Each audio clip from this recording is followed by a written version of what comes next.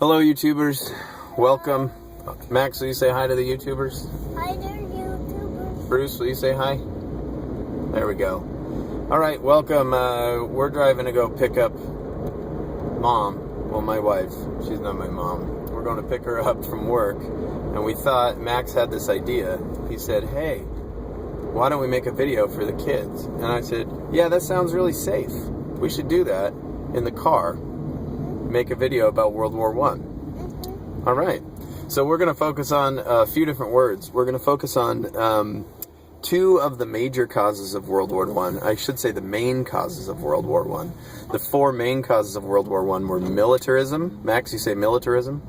Militarism. That's right.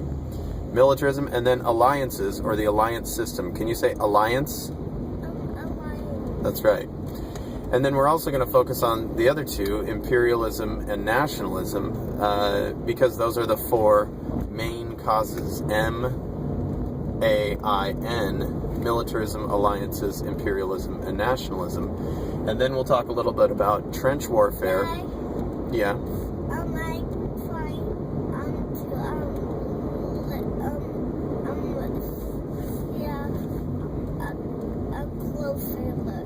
You want a closer look? Yeah. At this? Yeah. Well, look a little closer then. I can't really do anything about the camera, so there you go. All right, so we're going to look at those. We're going to look at trench warfare and mechanized warfare, and then also government propaganda and the Treaty of Versailles when the war ended. So it's kind of a lot to go over, but we've got about 10 minutes before we get to the clinic my wife works at. So here we go.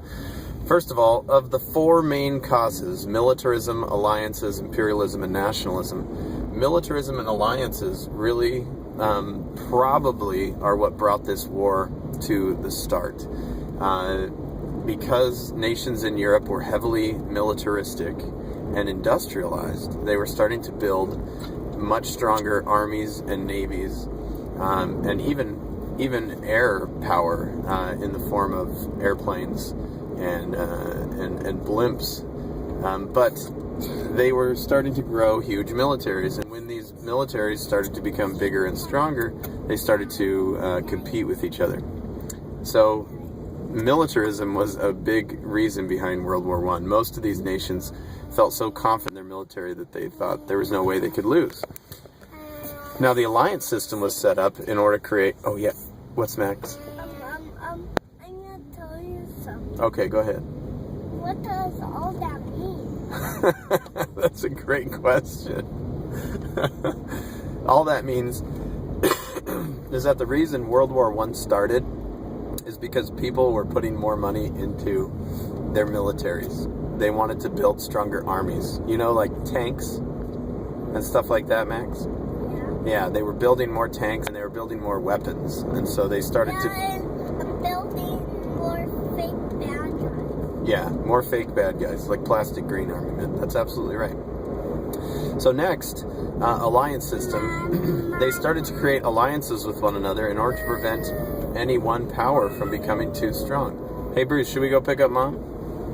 Yeah, I think so. Yeah, we should go pick up. We should. So these alliances that they were making formed into two major alliance systems. The Triple Entente, which was France, Great Britain, and Russia.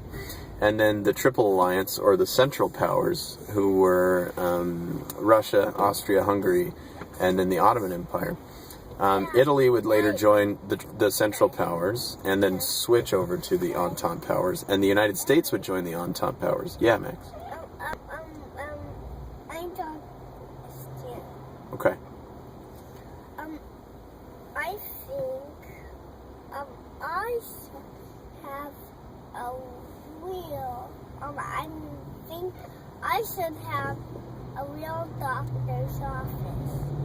That would be really cool. When I grow up, I'll be a doctor. Okay, that's a good idea. That'd be great. Then I could retire a little early. All right. So militarism and alliances were two of the major causes for war. And because these nations were imperialistic and competing with each other for colonies, and they were highly nationalistic, which means starting to grow stronger national identities, they fell into warfare as soon as the assassination of Archduke Franz Ferdinand happened. So Archduke Franz Ferdinand was assassinated by a Serbian nationalist who believed that Serbia should not be in the hands of Austria-Hungary. This tipped off declarations of war between Serbia and Austria, and then Russia and Germany got involved, and then they brought in their allies, and so pretty soon all of Europe was essentially at war. There were a few people who weren't at war here, but most of the European powers were entangled in this war. So very quickly troops started to mobilize, and they started to form two fronts. Hey, guys. You see that cow? Yeah. Yeah, it's huge. I've never seen a cow that big. Is it a real cow? No, it's No. a fake one. It is a fake cow.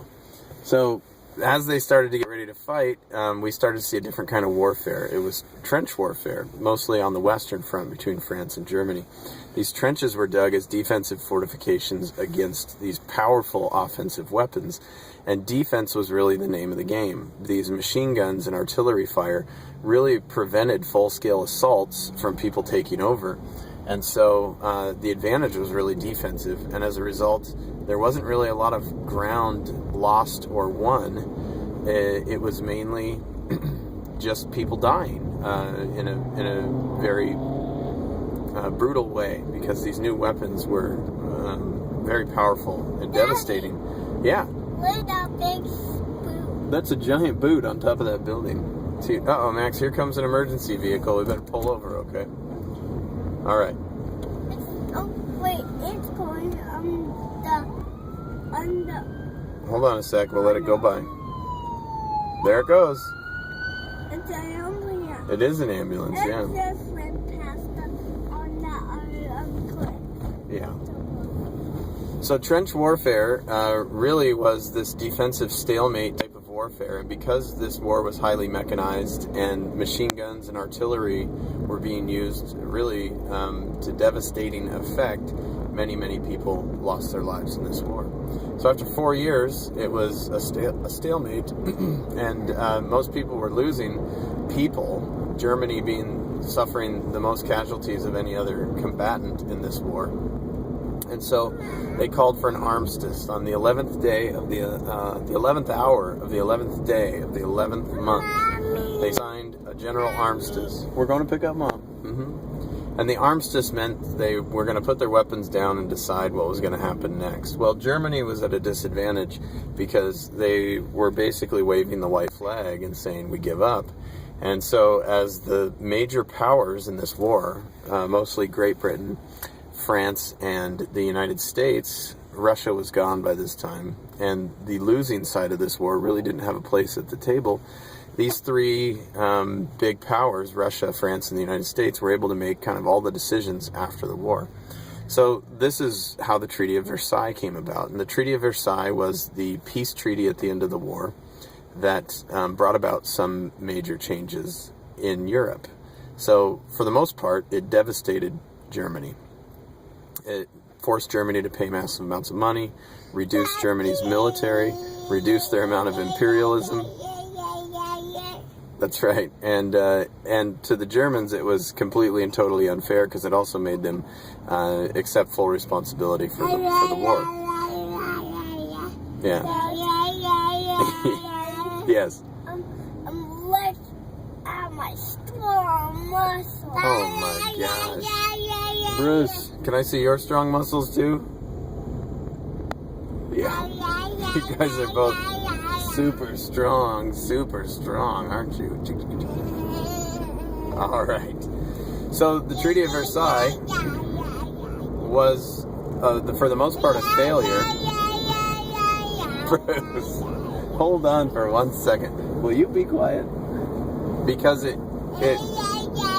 left impossible terms for Germany to follow, and so the Germans were very bitter about this. This led to the rise of an authoritarian leader named Adolf Hitler, who would lead Germany into a Second World War in an attempt to kind of gain back what Germany had lost during this First World War. And all governments were heavily involved in propaganda. I'm going to keep this to about 10 minutes, so we're almost there, guys. Hold on. What'd you see, Max? I saw a white and brown horse. Oh, a white and brown horse? Yeah. Oh, I didn't see that. So, it was just way behind us. yeah. So government propaganda was used heavily, especially by the Germans and other authoritarian regimes after the war and during the war, in order to demonize the enemies and also allow the people of their areas to get more nationalistic. So propaganda is just government sending messages to its people in order to get them to believe or act in a certain way. And you can think of it as a way to kind of prop up the regime that's in charge. So you can tell your people almost anything, and if you control all the information, that they're going to believe it. So that's kind of the reason that a lot of these authoritarian regimes were able to quickly gain power. So that's it for this time. I want you guys to be awesome. Max, can you tell the kids to be awesome? Be awesome. I'm glad you guys didn't witness me getting into a car accident. And Bye-bye, YouTubers. bye-bye, YouTubers. Say bye, Bruce. Bye.